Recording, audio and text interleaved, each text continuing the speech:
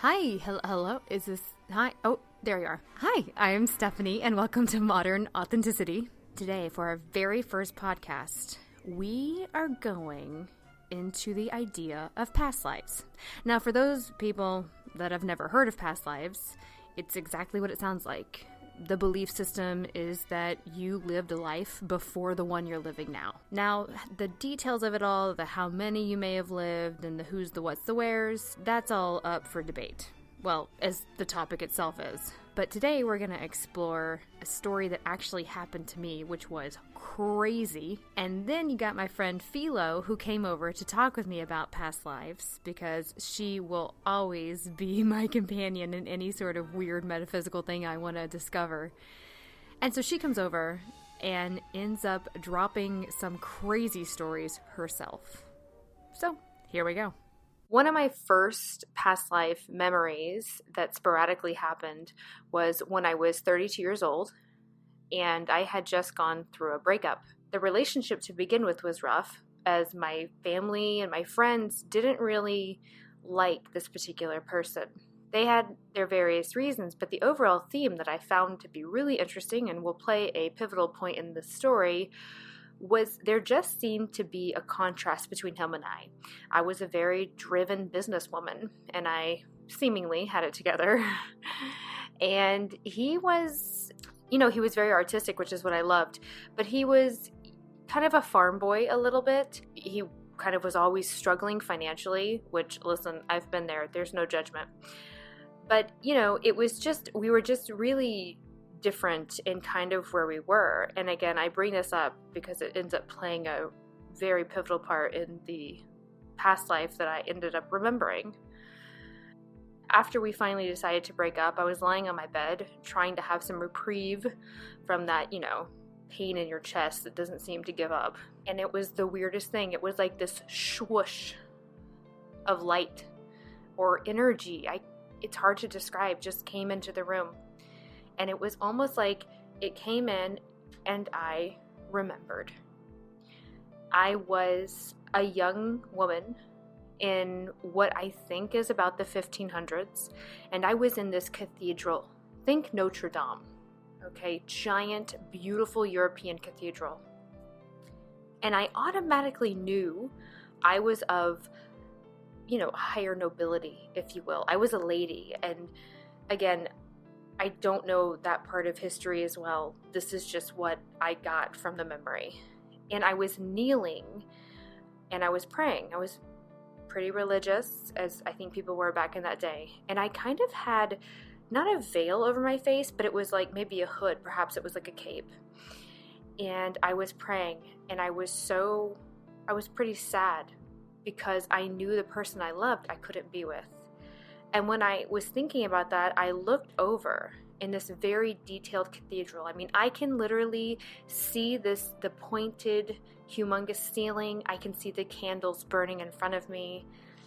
And I look over and I see him. It was the guy that I had just broken up with in my present day life, but in a different body. And to be honest with you, he was so covered in rags, and he also had a hood on, that it was hard to see him. But I saw his eyes. And when I looked into his eyes, I knew who he was. I knew who he was. And what is even crazier is I was kneeling and I looked over to him. And he looked at me, and I knew we had fallen in love somehow in that life back in the 1500s. But I knew I could not be with him. And he looked at me in that past life, and he was, dirty and in these rags. And I remember him looking at me and just knowing, he was like telling me with his eyes, I love you. And I'm not going to make this any harder on you. I'm going to walk away. Because he knew, and we both knew, we could not be together. And that was one of the first past life memories that I ever had. And it was so detailed. And when people talk about past life memories, they often talk about how it's all the senses. But it's even, I would say, all the senses, including your sixth sense, because you are getting this, you're getting so many feelings and knowings of what is around you. And once I remembered that, it was the feeling of, oh my God, that's what happened. It wasn't like a really like cool, interesting dream. It was like the epiphany of, oh my God, it makes sense. That's what happened. It was like you forgot where you put your keys, and then you go, oh, right, that's where. That is the feeling. And what I always say, as far as like when people ask you how you know, was it a daydream? Was it a dream? You know when you're watching a movie, and you know when you're having a dream. And that is the difference.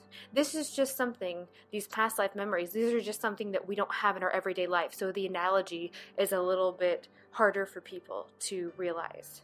That was the first past life memory that I ever had that detailed and that full of life. It was its own life. It's kind of like when people forget certain things, or they forget certain memories, and then a smell or something happens, and it's almost like I remember that, but just not from this life. You walk into a house and you smell muffins and you think, oh, grandma. Well, it's almost like I had recognized this heartache before, just not in this life. It was in a different life. So yeah, that was a lot. And then Philo told me that she had a crazy story. And OMG, it was freaking crazy. So just a little setup here for my friend Felicina, who goes by Philo, same person. She is from Venezuela, but her family was living in Lebanon. Her and her sisters and her mom and dad all went back to Venezuela to see some distant relatives that they had never met. And here we go. We were like visiting my dad's cousin, and my dad's cousin decided to invite all like his family to meet us, the girls who they've never met, right? So we get to his apartment and we open the door and this guy walks in. And I'm like, cool, wow, I have so much family here. Like in my head, I'm like, so many different people. And he was like staring at me like, this is really awkward. Like he's looking at me like this. And I'm like, in my head, I just didn't know what it meant. Whatever, weirdo, right? And then I remember getting out of the elevator and his parents had arrived. And they were at the balcony. And then I remember like walking outside and they all looked at me. And the mom started crying. The dad started crying. And the guy just like continued his sniffles. And I'm like, what the fuck? Is there something on my face? And they're like, they just cried. And I just like went inside, like, and they're talking Spanish, and I wasn't very like fluent in Spanish. And then my mom like started talking to them, and I remember just like watching them, and they're like looking back and like they're all like and then what happened is that my mom came inside and she's like, hey, so let me tell you something. So these people think like you look a lot like their daughter. And my mom's like, you don't necessarily look like her, but you remind them of her in a very like it's an energy intense way, like to the point where they're all crying, like old people, like like that. And I'm like, I want to learn more. Like, okay, tell me about this person, right? And apparently she was 24-ish, and she was on a trip with her husband. I think it was their honeymoon. And she's a scuba diver. She loves going underwater. As she was swimming, the most like traumatic thing happened. She gets hit by like a yacht or like a boat. And like, it's too disturbing, but her head gets cut off. Oh my god. Or like decapitated, right? Decapitated by the hit. And her fiance was like near her. Oh my god. And it was very traumatic. And apparently it was a little kid that was like 13 years old who stole his dad's yacht that day, and then ended up killing her by like mistake. Oh no. Not knowing what he did. I was like, okay. And she died like when she was 24, and like years later I was born. Right. So I was like, interesting, right? And I've always had fear of water that was like unjustifiable. I remember looking at the edge of at the end of the pool with my goggles, and I'm like, I don't want to go there. Like, like, I'm so afraid of like deep waters. Like, I just hate it. It's like my biggest fear since I was young. So here's an interesting thing. Like, my neck has always been like weird. In what sense? Like, every time I go to the doctor, they're like, what's up with your neck? Do you have like a thyroid problem? Always ask me about it. It's been like such a recurring thing that I'm like, what is wrong with my neck? But here's the weird thing. So I don't know if you can see it, but I have a very strong, deep Oh my god. wrinkle. Guys, if you could see this mark on Felicina's neck, it literally, yeah, it's like a wrinkle, but it's so much deeper. You know, Philo's in her early 20s, and it's completely unnatural for something to be like that. It's bizarre looking, especially now that I know the story, and I've always noticed it, but you know, don't want to say anything. It is clear as day. It's like, and I've always had it. It's something so unnatural, like Right. Like, I don't know, old people might have like necklines, Of course. but mine No. has been. That is different than necklines. Yeah, that's like and if you look at it, I was Almost like an looking- indentation. Yeah, and I've been looking at it, and it looks like a scar. It does look like a scar. And here's something like really disturbing that happened. So when she died, they wanted like an open coffin, or what do you call Yeah, it? an open casket. you know? Casket, but like her head like had to be like sewn back, Right. sewn back, Right. just so her parents wanted to see her. Right. You know. Could That's be crazy. it? Because like it's so deep. If you touch it, it's like deep. And here's the weirdest part of the whole fucking thing. I don't even say. I'm glad I'm sitting down. To me, it's like, okay, what is my husband's favorite thing to do? Go scuba diving. It never really dawned on me that I might be having a past life, but could it be because I was born like years later after she died, and it's a sudden death and having that mark? Yeah. So here's what happened. When I was in school, I was studying special effects makeup. Yeah. I've never really like, I used to participate like doing the makeup, but I was never like the model. Right. And one day she's like, okay kids, today we're gonna do a special effects makeup about, you know, being drowned, like doing like a drowned effect. And she's like, she looked around the class and she's like, Philo. Oh my Come god. here. Oh my And god. I'm like, wait, what? And she's like, can you sit here? And I was so nervous.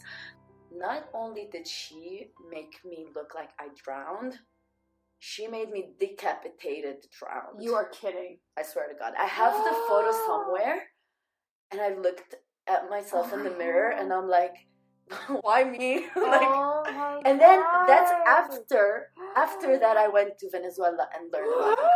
Like a few months after. So the makeup thing happened first.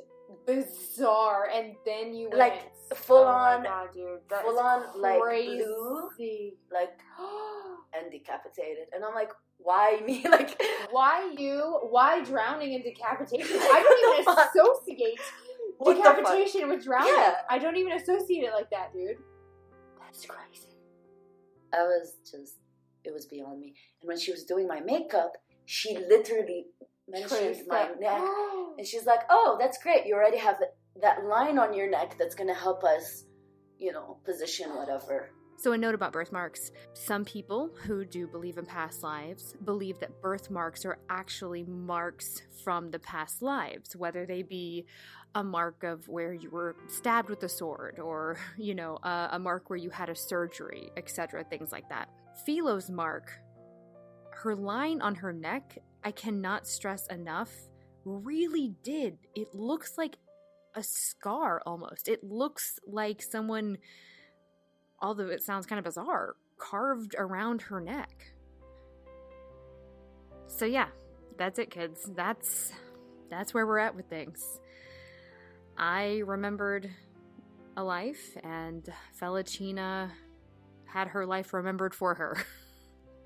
Anyway, I don't know. Do you believe in past lives? Did you have a past life memory you want to share? I'm definitely open to questions, topics, or people that want to chat about it. I find it fascinating and intriguing, and it definitely is an interesting school of thought to think that we've all lived before. I hear all the time my friends say that their children are born with their own little personalities. I know myself, I had certain things about me that I was like, I never really understood where they came from. Why am I this way when none of my family is? Why do I know certain information? Why do I have certain insight? And if you hear about it, actually, parents everywhere usually will have stories about this regarding their children. Unfortunately, it's just something that parents are too afraid to talk about, which is sad, and I hope we can change that. So I hope you guys enjoyed this. I actually have scheduled an upcoming past life regression that I'm doing next week. So stand by for a full report. And, if it goes well, obviously, I'll let you guys know who did it. So if you're interested in doing it for yourself, I will have the info for you. And thank you for listening. I really appreciate it, as this is the first podcast or episode I've ever done. And it's kind of like your firstborn child, you just kind of experiment. I'm the firstborn, so don't be offended. Anyway, thank you so much for listening, and also thank you so much, Felicina, for coming along this journey with me and chatting, and hopefully we will have more episodes to come. All right, thanks for clicking in? You know what? How about this? Bye!